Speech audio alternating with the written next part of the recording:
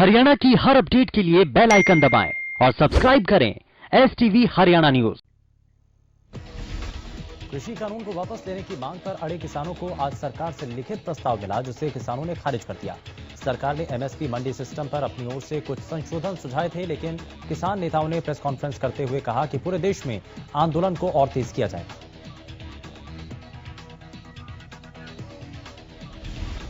किसानों का कहना है कि भारत बंद सफल रहा, करोड़ों लोगों ने भारत बंद में सहयोग किया और अब आंदोलन को और भी तेज किया जाएगा।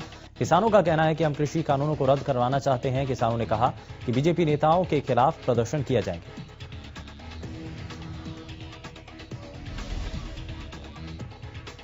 किसानों का कहना है कि 12 तारीख को सभी टोल प्लाजा को फ्री किया जाएगा और 14 दिसंबर को देशव्यापी हड़ताल की जाएगी। किसानों का कहना है कि एक बार हम पूरे देश में बड़ा आंदोलन करने जा रहे हैं। किसानों ने कहा कि सरकार ने किसानों और जनता का अपमान किया। किसानों ने प्रेस कॉन्फ्रेंस के दौरान यह भी कहा कि जियो के सभी प्रोडक्ट को देश भर में बायकॉट किया जाएगा। किसानों का कहना है कि जयपुर दिल्ली हाईवे को 12 तारीख तक रोका जाएगा। किसानों का साफ कहना है कि जब तक सरकार कृषि कानूनों को रद्द नहीं करती, तब तक ये विरोध प्रदर्शन जारी रहेगा। सिंगू बॉर्डर पर की गई किसानों की बैठक के बाद किसानों ने सरकार की ओर से दिए गए प्रस्ताव को खारिज कर दिया।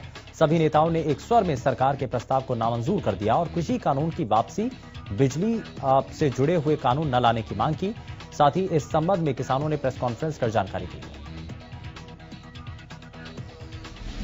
कृषि मंत्री नरेंद्र सिंह तोमर ने ट्वीट कर कृषि बिल को लेकर जरूरी बातें स्पष्ट की। किसान आंदोलन के बीच कृषि मंत्री नरेंद्र तोमर ने नए कृषि कानूनों का सच देश के सामने रखा। उन्होंने कहा कि नए कृषि कानूनों का सच हर किसी को जरूर जानना चाहिए, ताकि कोई भ्रम की स्थिति न रहे। कृषि मंत्री ने ट्वीट कर जानकारी दी कि कृषि कानून MSP सिस्टम और APMC मंडियों को प्रभावित नहीं करते। किसान फसल उगाने से पहले ही उपज के दाम तय कर सकते हैं। खरीदारों को समय पर भुगतान करना होगा, वरना कानूनी कार्रवाई का सामना करना होगा। कृषि मंत्री ने दूसरा ट्वीट किया, इन कानूनों के चलते किसान की जमीन किसी भी कारण से कोई छीन नहीं सकता। खरीदार किसान की भूमि में कोई परिवर्तन नहीं कर सकता। ठेकेदार पूर्ण भुगतान के बिना अनुबंध समाप्त नहीं कर सकते हैं। कांग्रेस प्रदेश अध्यक्ष कुमारी सैलजा किसानों को समर्थन देने टिकरी बॉर्डर पहुंची। इस दौरान वो धरना स्थल पर कुछ देर किसानों के साथ भी बैठी। इस मौके पर कुमारी सैलजा ने सरकार से तीनों कृषि कानूनों को वापस लेने की मांग की। सैलजा ने कहा कि सरकार ने बिना बहस और बिना किसी से बात किए इस कानून को संसद में जबरदस्ती पास कर लिया है। सैलजा ने केंद्र सरकार को पूंजीपतियों की सरकार करार दिया। वहीं कांग्रेस के मैनिफेस्टो पर सवाल उठाने पर उन्होंने बीजेपी पर पलटवार करते हुए कहा कि कांग्रेस की आड़ में बीजेपी अपनी करनी छुपाने की कोशिश कर रही है।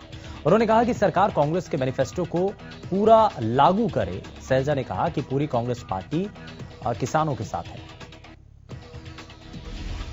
इनेलो नेता अभय चौटाला टिकरी बॉर्डर पर जाकर किसानों के आंदोलन को समर्थन देते हुए नजर आए। इस मौके पर उन्होंने कहा कि अगर संगठन कहेंगे तो सबसे पहले इस्तीफा दूंगा। अभय ने कहा कि जो किसान के घर में पैदा हुआ है और जो किसान के वोट से लोकसभा और विधानसभा में चुना गया, किसानों के समर्थन में नहीं आया तो अगली बार लोकसभा और विधानसभा तो दूर की बात है, पंच भी नहीं बन पाएगा।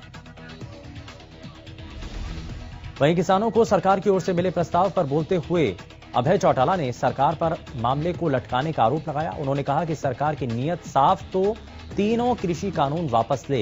इस दौरान उन्होंने किसानों के साथ सदैव खड़ा रहने की बात कही। सिंगू बॉर्डर पर किसान आंदोलन के दौरान गोहाना के रहने वाले किसान की ठंड लगने की वजह से मौत हो गई थी। अब इस मामले में परिजनों ने मुआवजे की मांग की। परिजनों का कहना है कि वो अकेले घर में कमाने वाले थे, जिसके बाद अब उनके बच्चों के लिए रोजी रोटी का संकट खड़ा हो गया है।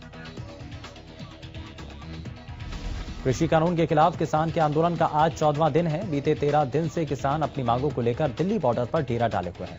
हालांकि किसानों को शांत करने की सरकार पूरी कोशिश में है और किसान नेताओं से बातचीत का दौर जारी है। टिकरी बॉर्डर पर डटे किसानों ने कहा कि वो किसान नेता और जत्थेबंदियों के आदेश के बिना यहां से नहीं हटेंगे। इस दौरान बीते दिन गृह मंत्री के साथ हुई किसानों की बैठक को लेकर किसानों ने रोष जाहिर किया। बैठक में कोई भी नतीजा नहीं निकलने पर किसानों ने नाराजगी जाहिर की। किसानों का कहना है कि मांगे पूरी नहीं होने तक वो यहां डटे रहेंगे। किसानों ने कहा कि उनका हौसला कायम रहेगा।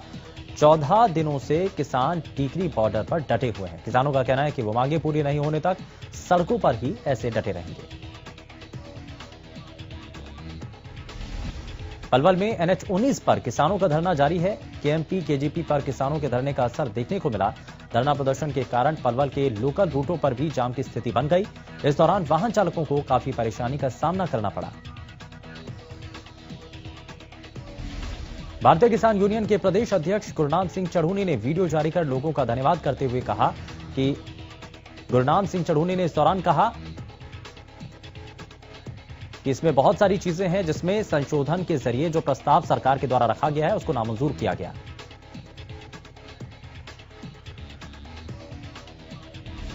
इस बीच उन्होंने कहा कि भीम आर्मी के अध्यक्ष चंद्रशेखर आजाद का आभार जताया। उन्होंने कहा कि सरकार ने उनके बहुत से लोगों को गिरफ्तार किया और उन्हें टॉर्चर किया। गुरनाम सिंह ने कहा कि हमारी सरकार को चेतावनी है कि उनकी पार्टी के जिस भी सदस्य को गिरफ्तार किया गया उन्हें रिहा किया जाए।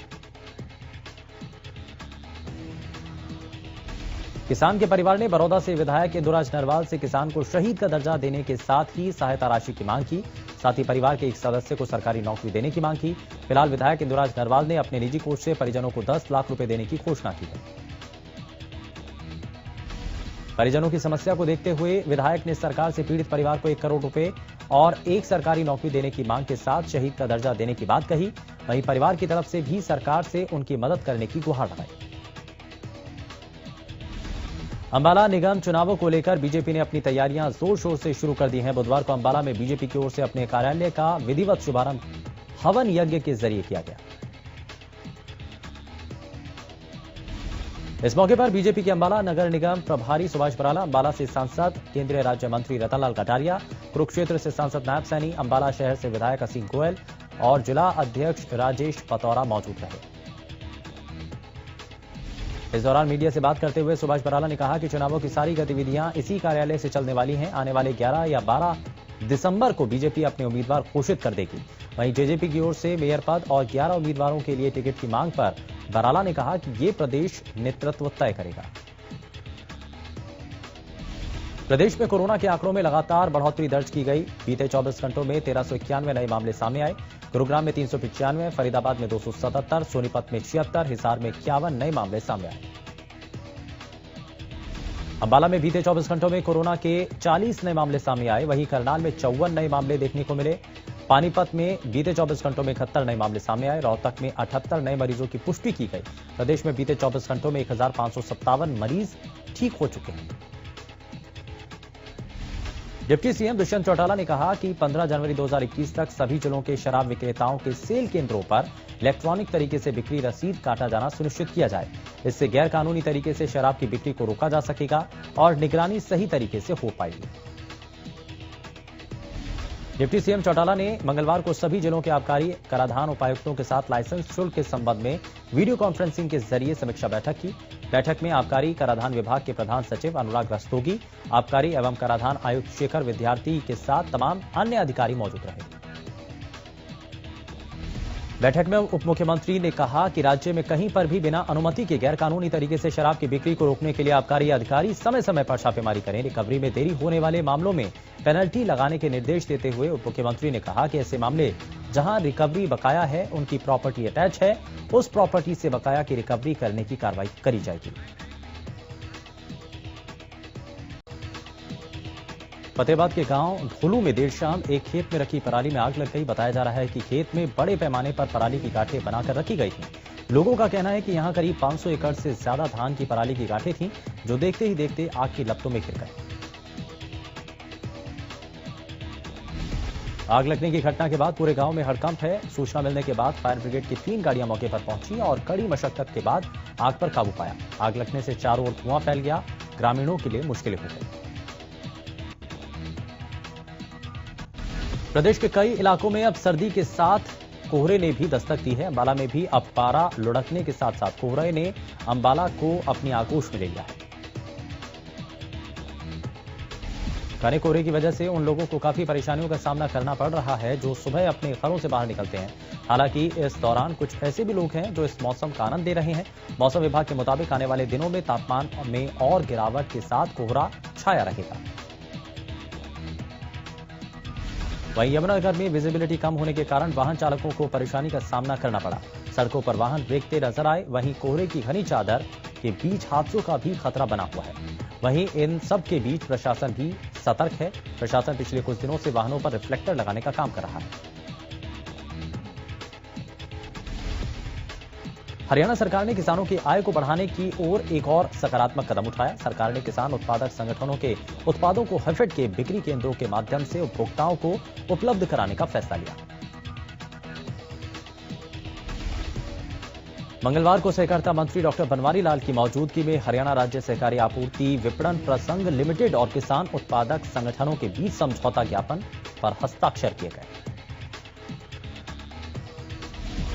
इस मौके पर सहकारिता मंत्री ने कहा कि किसानों की आय को दोगुना करने के उद्देश्य से किसान उत्पादक संगठनों को हैफेड का मंच दिया जा रहा है। उन्होंने कहा कि किसानों के उत्थान के अंतर्गत एफपीओ को ढांचागत विकास के लिए सरकार द्वारा किफायती दरों पर ऋण भी उपलब्ध करवाए जा रहे हैं।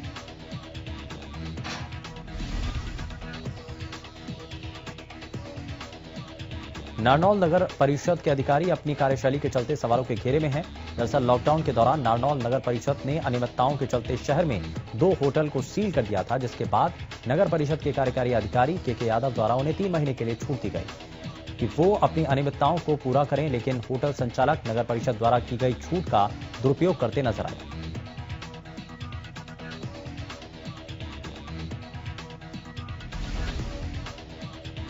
होटल संचालक खुलेआम नगर परिषद के आदेशों की अवहेलना करते नजर आए हैं और एक होटल संचालक ने तो अपने होटल का नाम तक बदल दिया।